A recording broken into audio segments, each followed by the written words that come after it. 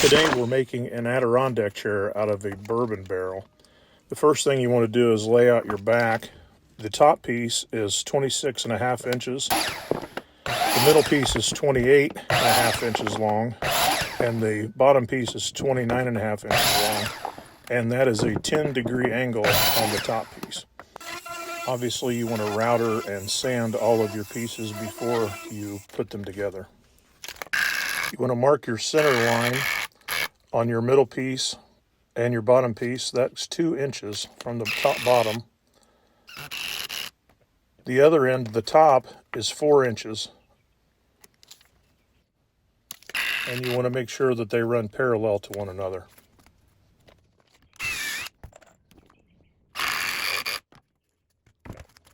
Once you have the brackets in place, you want to set the rest of the pieces in and make them symmetrical apart.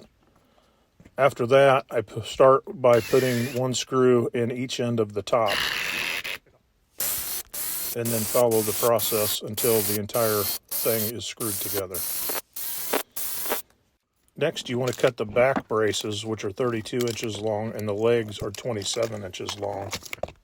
You also want to make sure that the legs are cut at a 10-degree angle. Next, you'll cut 6 seat pieces, 29.5 inches long. The entire depth of the seat should be approximately 16 inches. Once your legs are cut, mark 15 inches up from the bottom and drill holes. Then you'll mount the back braces to the legs.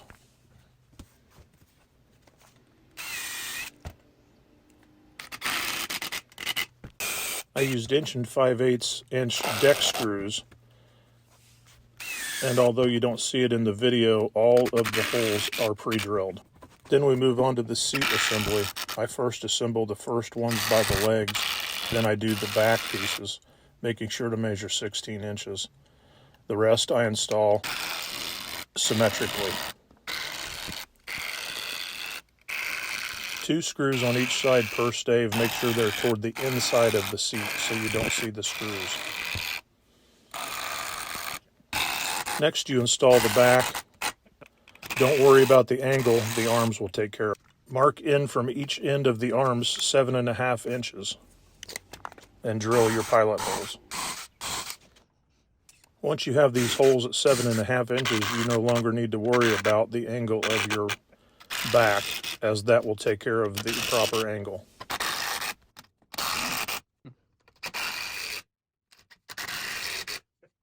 The last step is the front brace. I measure 5 inches down from the leg and 9.5 inches from the other direction. That's a 45-degree angle.